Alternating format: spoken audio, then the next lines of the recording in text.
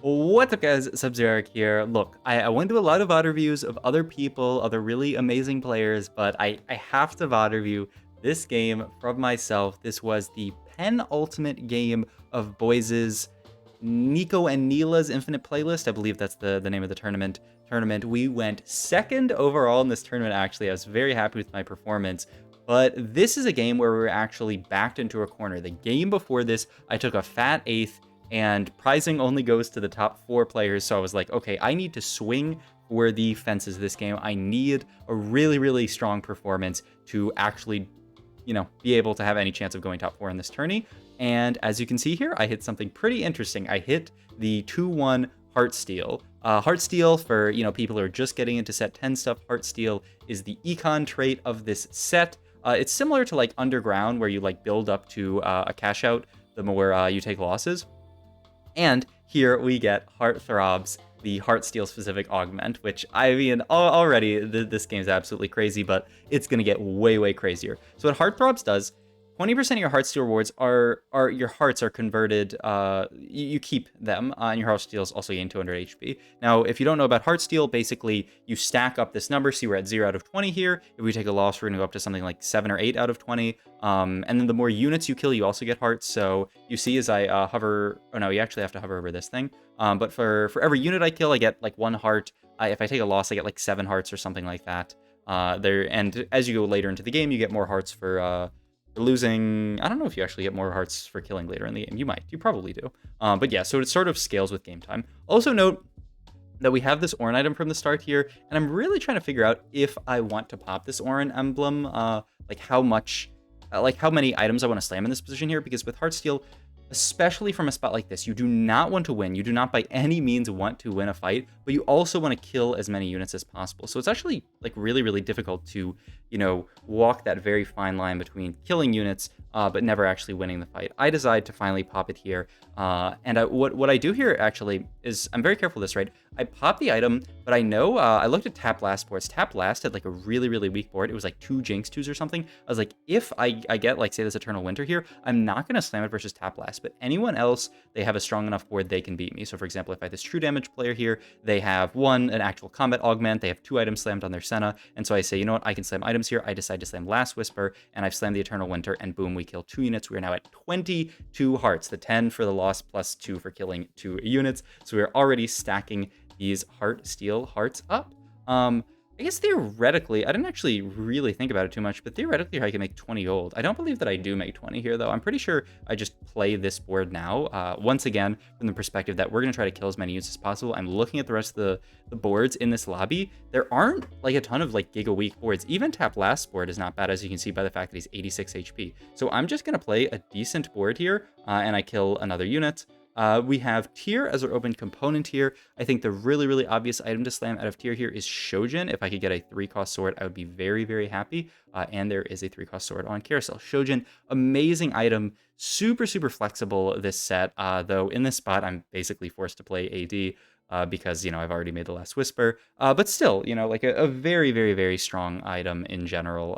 Just, the AD that it gives and the mana gen that it gives allows you to flex into, in this spot, it's either going to be Caitlyn or Ezreal, because, we have to play around some kind of 4-cost AD carry. I can't very likely go fast 9 from this game unless things go really, really well. But as you see, you have to do this every time you're loss streaking like this. Scout the entire lobby. Say, okay, what's going on?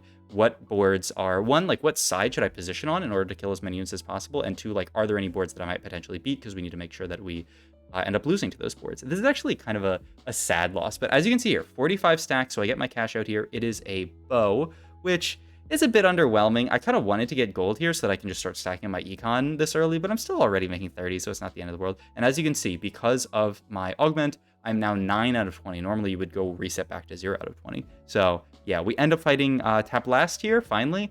Tap Last is the Lost Streak player, but I did scout them before this. I said, look, they have their entire board 2-star. There's no way that I'm actually going to win this fight, and like I predicted, I win this, or I lose this, which for me is a win because I want to lose this fight. And I'm down to 72 HP. Honestly, 72 HP, 5 losses, amazing. Now here's where things start to get a little crazy.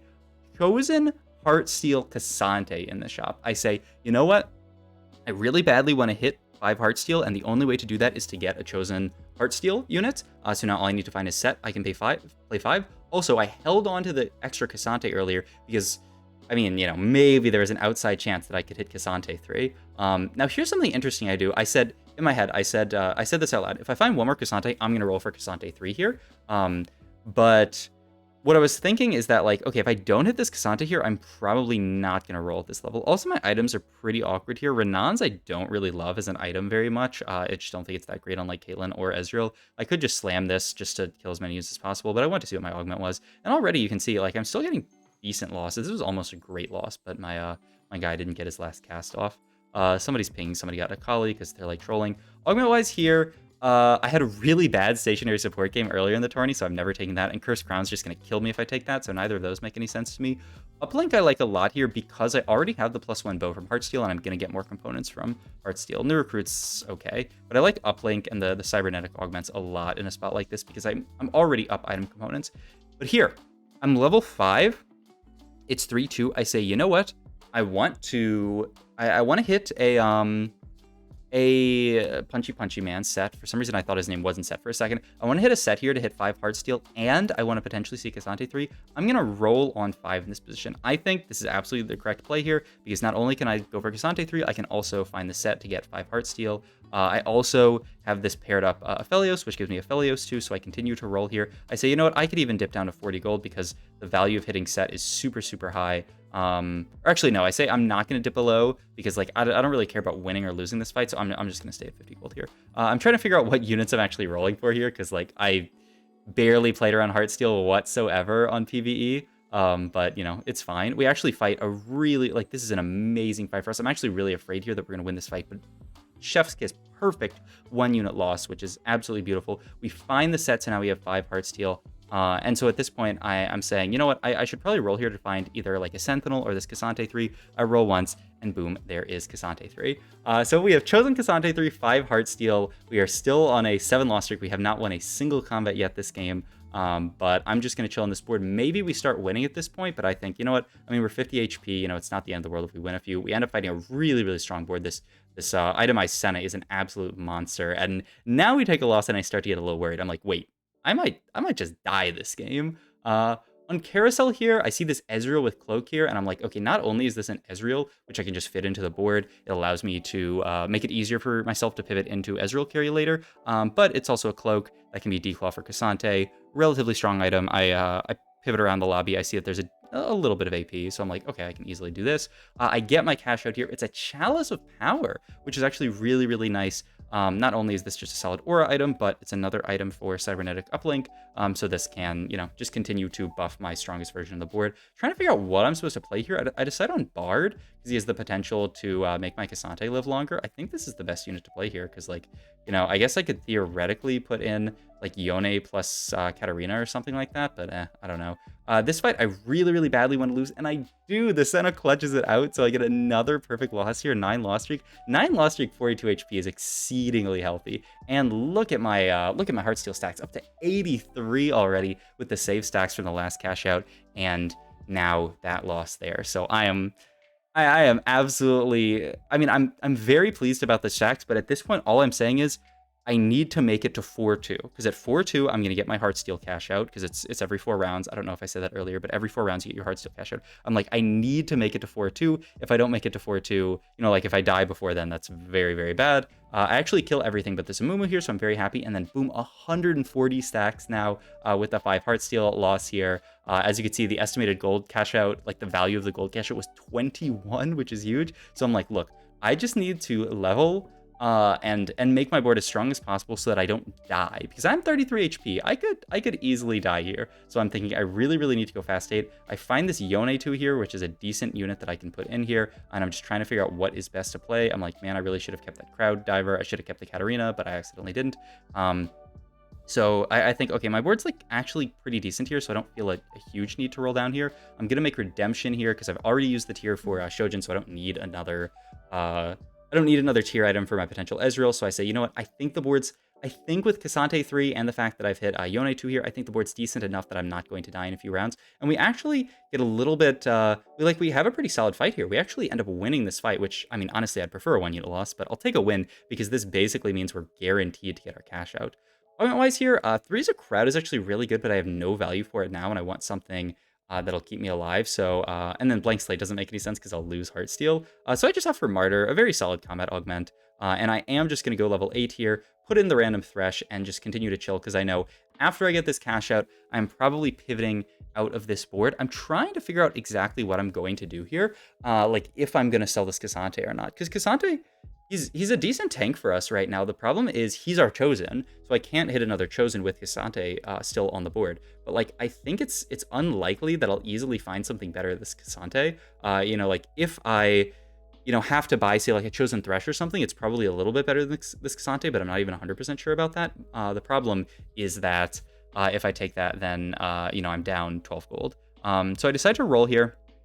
And I'm like, okay, at this point, I have to pivot my board. I find this Sona here, which is pretty interesting because I'm like, okay, I end up taking the Shojin, by the way, because I'm thinking maybe I can put Shojin on 2 different units, but I decided to go double Shojin damage Sona. I've seen a lot of people playing around this damage Sona. I think this ends up being a mistake. I should probably at least not double Shojin the Sona, maybe Shojin the Ez and Shojin the Sona. It's just this double Shojin Sona is doing nothing. She does 4.7k. I mean, it's just not enough damage for us to be in a good spot. I get a very, very nice carousel here. This is this Alawi. This unit is just so gross.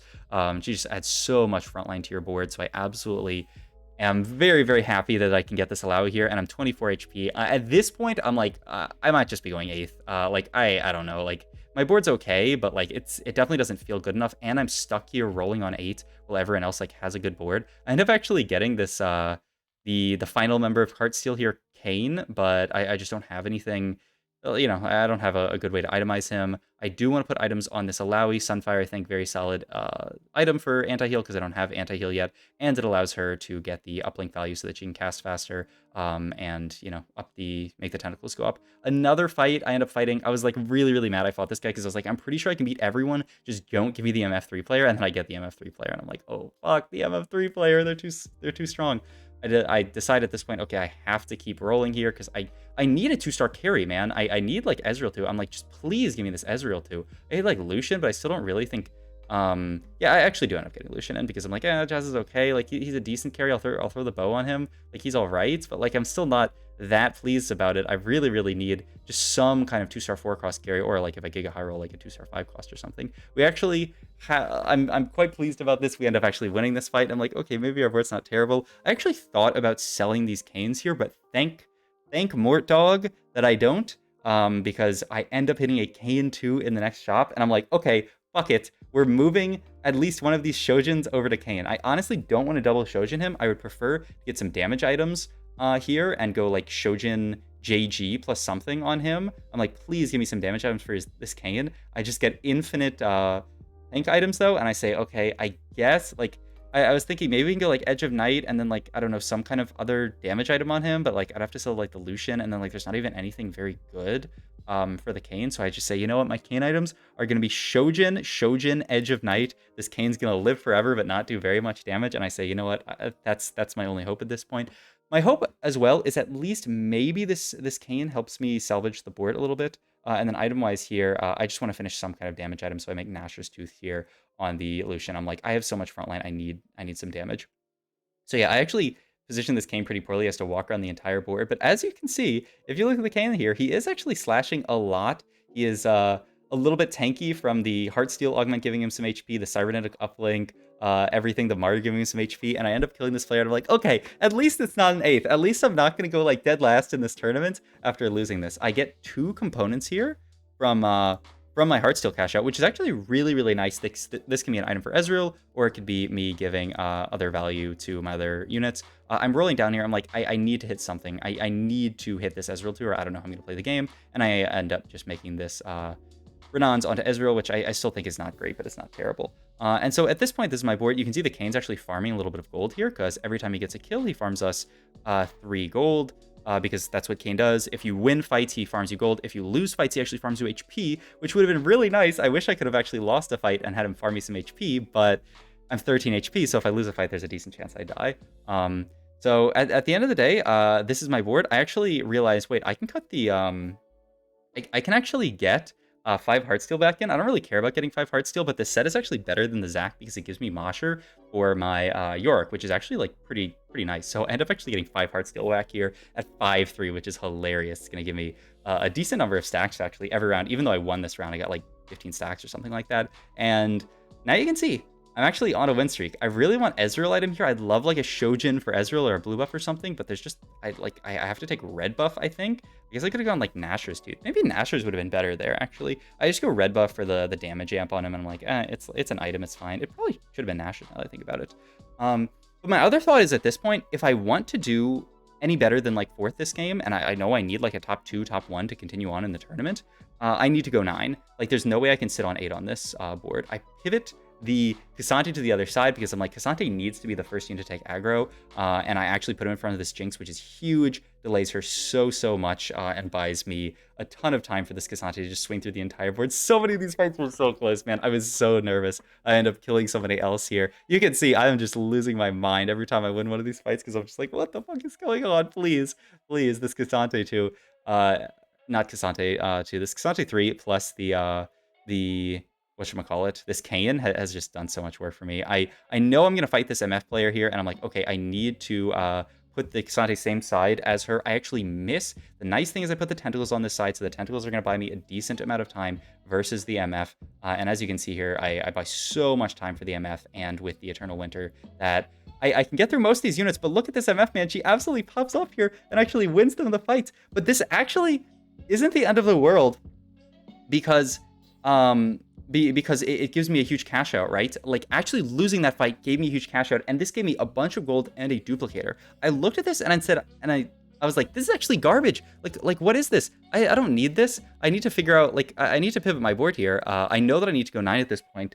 And I believe here, I'm pretty sure, now I'm going 9, and yeah, I say I have to sell the K'Sante at this point. I need a frontline Chosen, a better frontline Chosen. I need like a Lowy 2 or something like that, because, you know, I can't, like K'Sante is not going to hold up stage 6. So I sell K'Sante and I say, okay, I'm going to roll down for a frontline Chosen here. I'm rolling down here. I find another Lucian, another Kayn. I find Ezreal too here. But for some reason, I'm really dumb. And like, I'm like I could actually take Ezreal 2 here and look for Ezreal 3, which I think makes a lot of sense. But like, I have no frontline in that case, so I don't think that even really does that much because Ezreal 3 is just going to die immediately. So after that, I immediately roll the Ezreal. I find a Kayn, and wait just 1 second. Now we're actually only 1 off of Kayn 3. Just with that Kayn and Chop, this one, now we have 7 with the duplicator, and I say, oh fuck, I need to roll, and then I find the last Kayn in Chop. I could actually turn my audio on here because like it's actually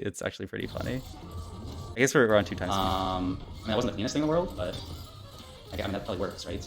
It probably works, right? Oh, not And I can maybe I can bring the speed to normal. Yeah. bad. Not bad at all. Check back on. It's over. And we can skip the next fight because at this point the game's over. But you can watch these fights in slow mo. This Kayn. Oh my god! What the fuck? So at this point, as you can see, Kayn 3 is just an absolute monster. I was 0. Like I showed before, every time he kills a unit, he farms me 3 gold. And I believe it's 5 gold now. It's 5 gold now because it's Chosen Kayn. Chosen Kayn farms you an extra 2 gold. So I farm 5 gold on every kill. And he just kills the entire board. So, you know, if he kills 9 units, I get 45 gold, which is sort of what I'm talking about here. So no decisions left in the rest of this game. I'll just show you Kayn absolutely massacring boards. Oh, like and show my reaction. Because I went 8th last game. Boom! It's too sick.